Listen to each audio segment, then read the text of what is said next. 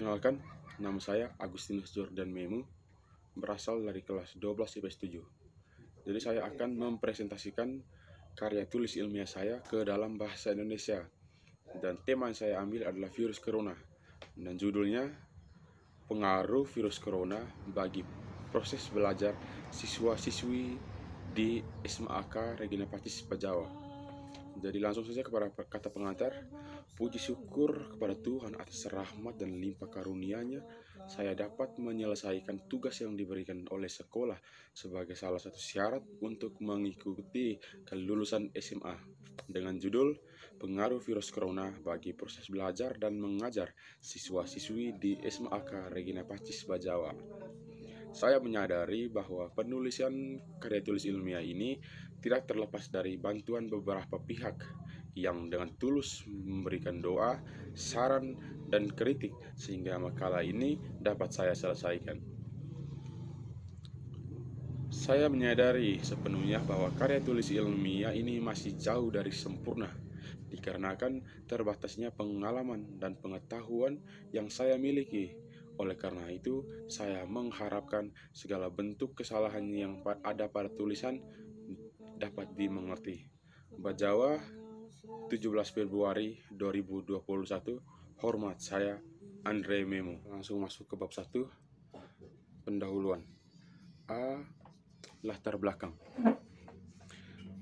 Belakangan ini, virus menjadi trending topik di seluruh dunia hingga ke pelosok negeri karena sudah banyak sekali masalah yang ditimbulkan oleh penyakit pandemi ini atau COVID-19.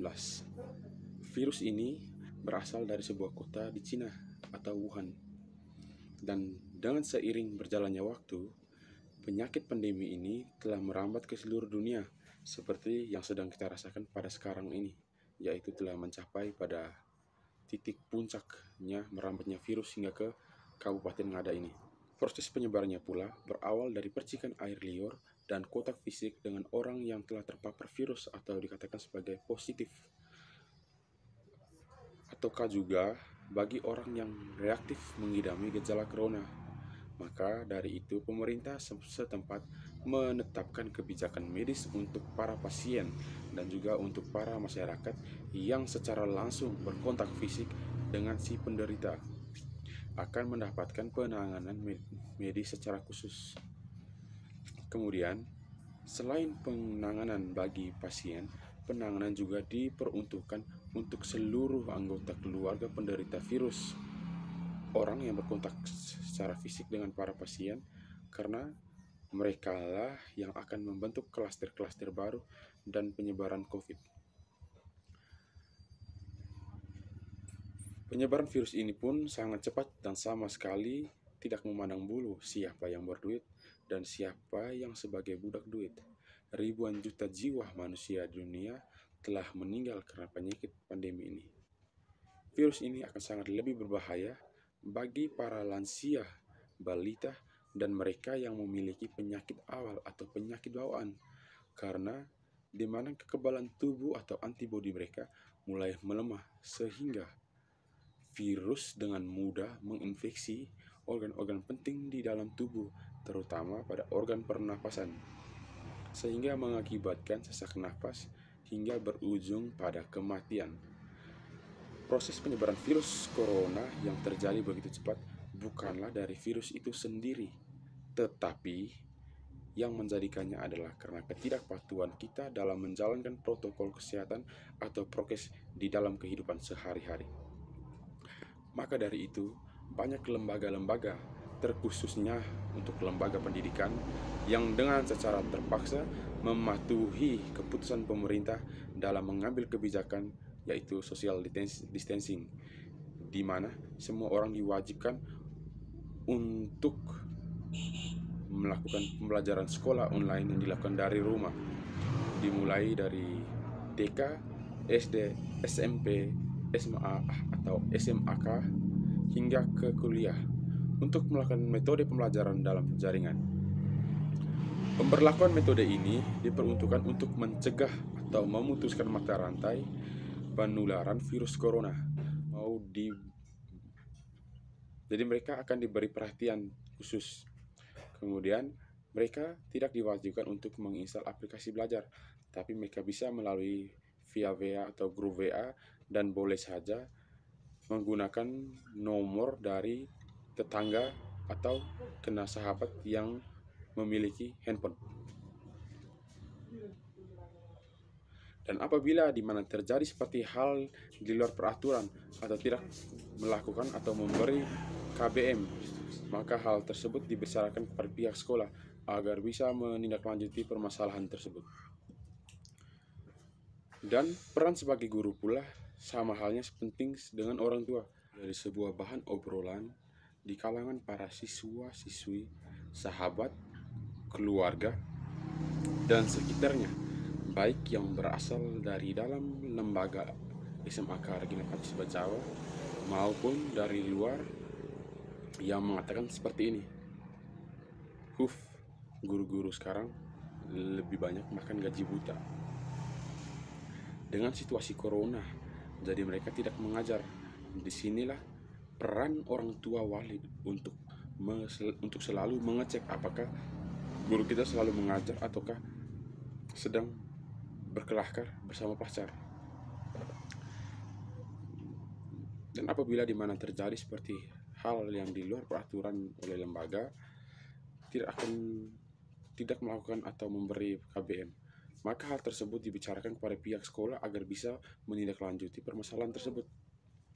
Dan peran sebagai guru pula sama halnya penting sama dengan orang tua, karena harus memberitahukan akan perkembangan belajar siswa-siswi agar segala aktivitas kita mengenai pendidikan atau proses pelajaran di sekolah berjalan sesuai dengan yang diinginkan oleh kedua orang tua kita. Sekian banyak guru di lembaga SMAK Regina Pacis Bajawa. Hampir semua pengajar menggunakan metode pembelajaran yang sama, yaitu melakukan absen, pemberian materi, dan pengerjaan kuis pada aplikasi yang sudah saya tulis di awal tadi. Ada pula beberapa guru yang secara sengaja memberi materi sedikit dan pertanyaan yang lebih sedikit, yang bertujuan meningkatkan semangat belajar sehingga penguasaan materi kami bisa lebih mencukupi isi dari memori kami sendiri. Dan ada pula yang menyertakan dengan video penjelasan agar siswa-siswi bisa dibimbingi hingga memahami isi dari materi. Contohnya seperti mengupload atau mendownload video di YouTube lalu diaplikasikan ke materi kami. Dari kegiatan di atas, ada pula beberapa kendala yang sering dialami oleh para siswa-siswi, misalnya keterlambatan dalam pengumpulan tugas. Hal ini adalah hal yang sering terjadi di manakala setiap pembelajaran atau setiap les. Sampainya terjadi hal seperti ini disebabkan oleh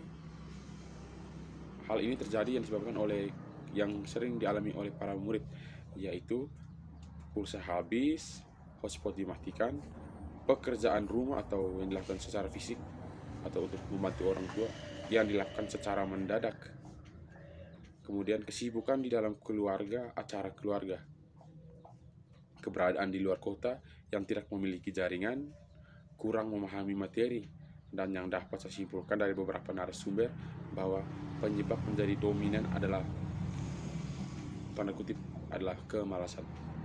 Maka dari itu, marilah kita semua berjuang secara bersama-sama untuk selalu semangat di situasi pandemi ini.